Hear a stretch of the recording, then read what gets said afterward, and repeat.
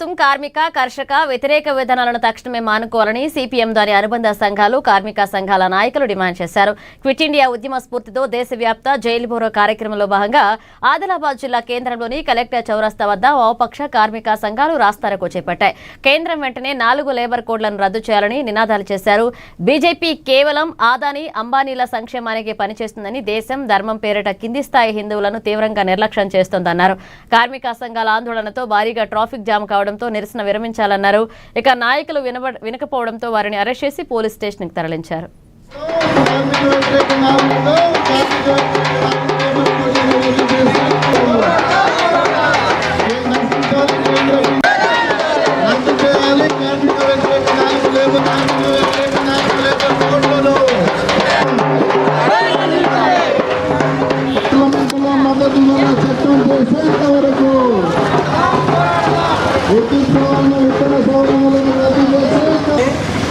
ఈ ధర్మంలో ఎవరు దేశం ధర్మం మైనార్టీ ధర్మం ఉన్నది, సిక్కు ధర్మం కాపాడే వాళ్ళం అంటున్నారు. ఏ ధర్మం అడుగుతారు? హిందువులు హనుమంతులు మాత్రమే హిందువులా?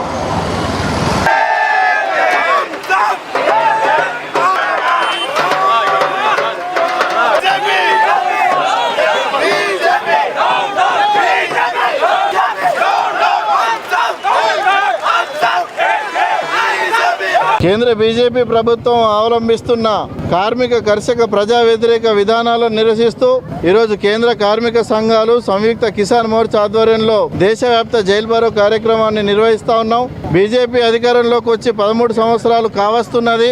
ఈ 13 సంవత్సరాల కాలంలో కార్మికుల నడ్డి విరిచేటట్టు, కార్మికుల హక్కులను కాలరాసేటట్టు 29 కార్మిక చట్టాలను నిర్వీర్యం చేసి 4 లేబర్ కోడ్లను తీసుకొచ్చింది. ఈజ్ ఆఫ్ డూయింగ్ బిజినెస్ పేరు చెప్పి కార్పొరేట్లకు లాభం చేయడానికి, అదాని అంబానీలు మరింత దేశాన్ని దోచుకునేడానికి, అదేవిధంగా కార్మికులను దోచుకునేందుకు మార్గం సుగమం చేసింది. ఈ 4 లేబర్ కోడ్లను వెంటనే రద్దు చేయాలని డిమాండ్ చేస్తా ఉన్నాం. మరోవైపు భారత రైతాంగం కనీస మద్దతు ధరల చట్టం కోసం పోరాటాలు చేశారు.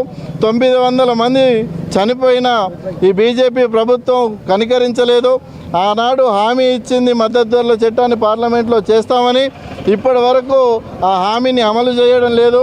పైగా విద్యుత్ సవరణ, విత్తన సవరణ బిల్లులను తీసుకొచ్చి రైతుల మెడలకు ఉరితాలు సిద్ధం చేస్తున్న పరిస్థితి ఈరోజు బీజేపీ ఆ రకమైన విధానాలను అనుసరిస్తూ ఉన్నది. మరోవైపు గ్రామీణ పేదరికాన్ని నిర్మూలించడానికి మహాత్మా గాంధీ జాతీయ గ్రామీణ ఉపాధి హామీ పథకాన్ని ఆనాడు వామపక్షాలు పోరాటం చేసి తీసుకొస్తే దాన్ని నిర్వీర్యం చేసి వీబీజీ రామ్జీ పథకాన్ని తీసుకొచ్చింది. రాష్ట్రాలపైన భారాన్ని మోపి ఆ పథకాన్ని నిర్వీర్యం చేయడానికి పూనుకున్నది. మరోవైపు భారత ప్రభుత్వ రంగ సంస్థలను కారు చౌకగా అదాని అంబానీలకు కట్టబెట్టి దేశాన్ని పూర్తిగా కార్పొరేట్లకు అమ్మేసే ప్రయత్నాలు చేస్తూ ఉన్నది.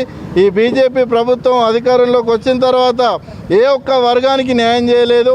విద్యా వ్యవస్థను నిర్వీర్యం చేసి ప్రైవేటైజేషన్ చేయడానికి నూతన జాతీయ విద్యా విధానాన్ని తీసుకొచ్చింది. అదేవిధంగా ప్రతి సంవత్సరం 2 కోట్ల ఉద్యోగాలు ఇస్తామని చెప్పేసి ఇప్పటి వరకు ఏ ఒక్క ఉద్యోగం ఇచ్చిన పాపాన పోలేదు.